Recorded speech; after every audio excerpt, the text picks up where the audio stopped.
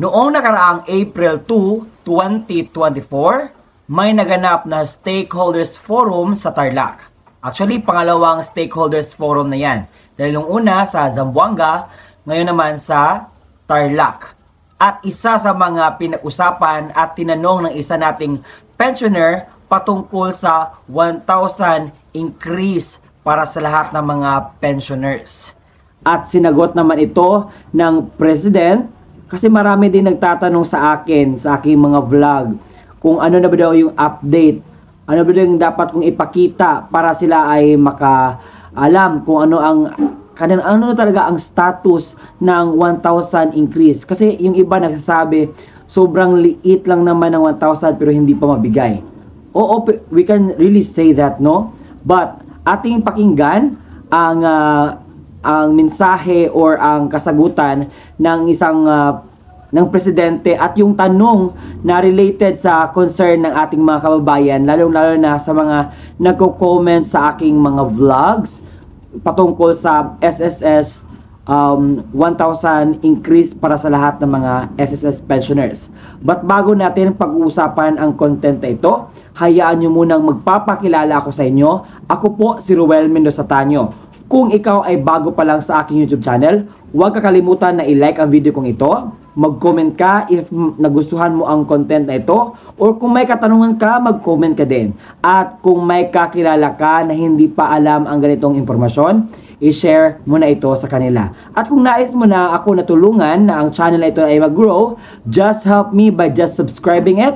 At kung nais mo na maging updated ka sa mga i-upload ko pa na mga videos dito sa aking YouTube channel, i-bell notification mo na.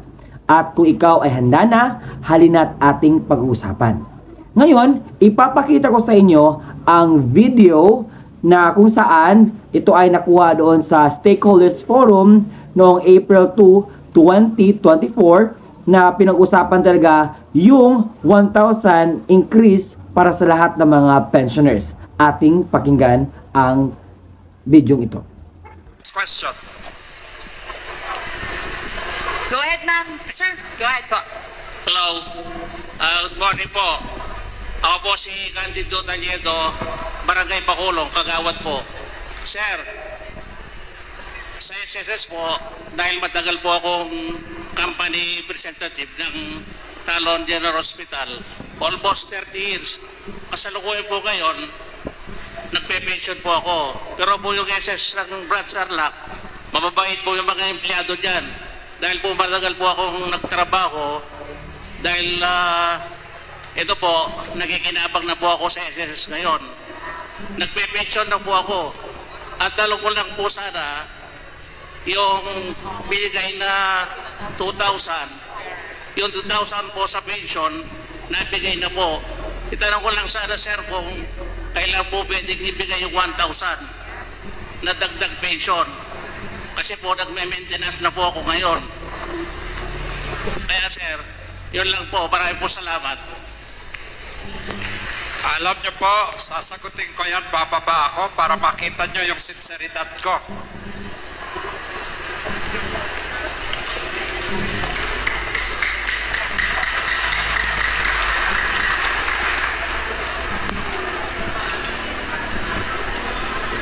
Alam niyo po, yung 1,000 pensyon dagdag, pwede ko po explica sa inyo. Kailangan po nakikita niyo yung mukha ko kasi po masyadong controversial yan eh. Saan po yung tanong niyo? Kayo po ba yun? Alam niyo po, ako po, adopted po ako ng Tarlac. Hindi po ako politiko, hindi po ako bolero. Ako po magsasabi ng yung kung ano sa tingin ko ang tama, okay? Para maintindihan po ninyo lahat. Alam nyo po, ang SSS may 3.5 million pensionado. 3.5 million katao tumatanggap ng pensyon sa SSS. Okay? Klaro? Klaro na. Alam nyo po, pag binigyan ko po kayo ng 1,000 po.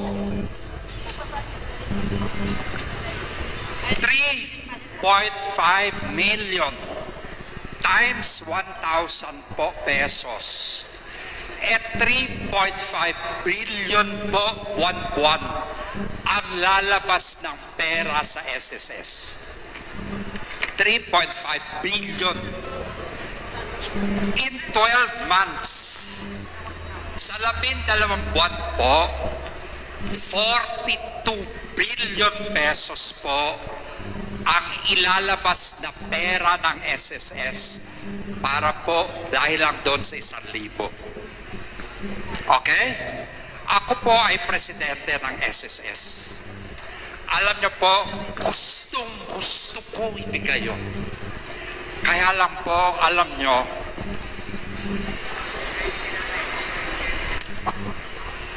$42 billion po. Sana po intindihin ninyo. Kailangan balansehin ko ang financial health, yung pera ng SSS po para sa kinabukasan. Kasi po may kinabukasan pa.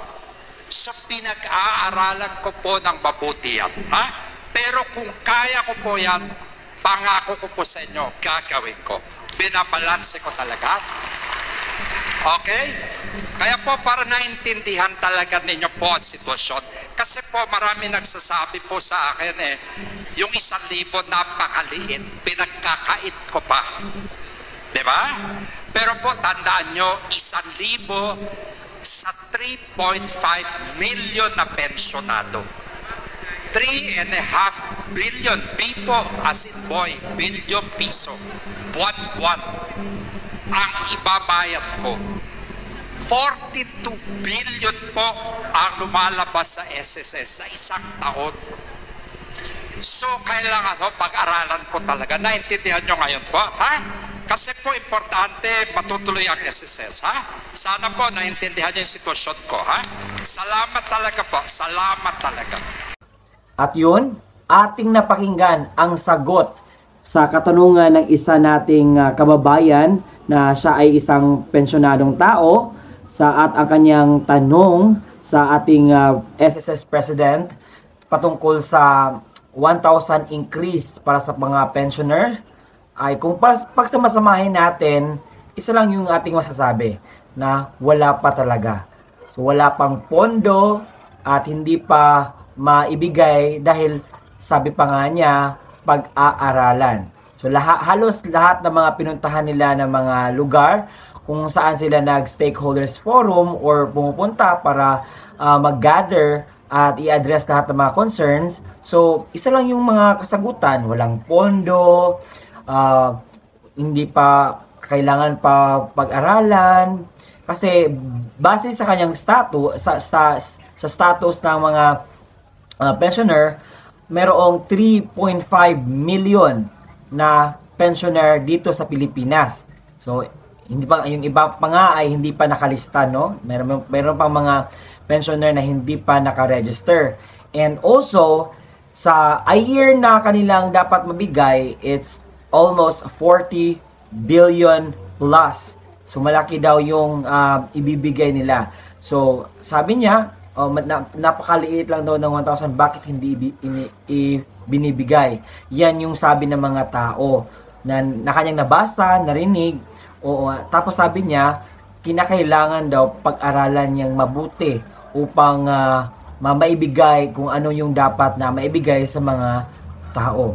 Kung kayo ay nakasunod sa aking mga vlogs na ina-upload ko, or kung kayo ay nakasunod sa mga stakeholders forum or mga forum ng SSS patungkol sa mga pag-address ng mga concern ng ating mga kababayan, lalo na mga pensioners, dahil isa sa mga gusto ng mga pensioners na ma-increase kasi yung gusto nila is hindi lang ganun yung matatanggap nila at para din ma-feel nila na they are being care by the SSS, no, na ibigay na nila kasi para daw makadagdag sa kanilang sa narinig natin sa video na siya ay nagme-maintenance na at gusto niya na mag-increase para naman kasi parang hindi enough yung mga natanggap niyang pensyon sa SSS as of this moment.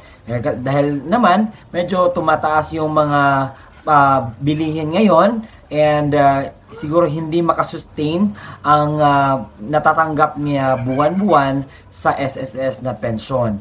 And para sa akin, dapat mapadali na ang pag-study, no, sa pag-aproba sa 1,000 increase, dahil need talaga yan ng mga pensioners. Lalo na yung iba walang trabaho, yung iba ay hindi na masyadong hanap buhay dahil sa kanilang edad. Oo, yung iba is walang pamilya. So parang yung pension nila ay yun lang yung ginawa niyang pangtustos sa kanyang pangangailangan. So it's really a need for them, and for me it's an urgent thing, no?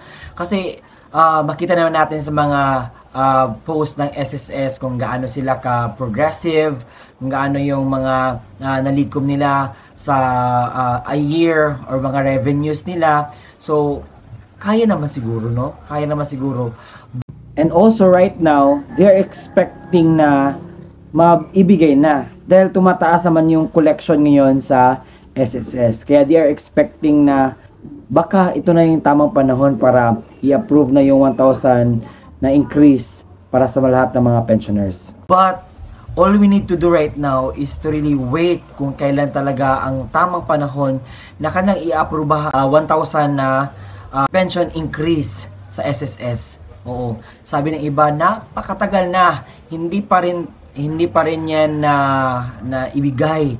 Oo, parang yung tao, nakarinig sila na merong second tranche na 1,000 increase, pero ang nangyari, wala pa, sa tagal-tagal na ng panahon, hindi pa sinabi. At ngayon, yung iba galit na galit, yung iba hindi na umaasa na meron pang second tranche dahil sa tagal ng panahon. Gusto talaga nila na meron ng matanggap na increase para sa pensyon. For me, it's better na mapadali ang mag-study ng ating president sa SSS, nang sa gayon hindi masyadong yung mga tao na ay yun ginawa na nila, kasi marami talagang negative comments na matatanggap sa SSS patungkol sa second tranche, no, kasi sobrang tagal na nga hindi pa maibigay. And I hope na kayong mga SSS pensioners na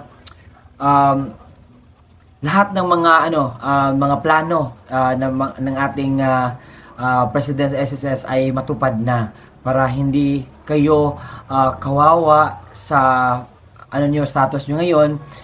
Dahil I can also feel the emotions that you have right now dito sa second tranche na gusto nyong ma-approve na or makuha nyo. And we're praying for that, mapatupad na, nang sa gayon wala na tayong problema. Meron na tayong pangdagdag at mabili na natin yung mga dapat nating bilhin. So yun lang, salamat sa panonood. Kita-kita ulit tayo next time dito sa aking vlog. Bye-bye!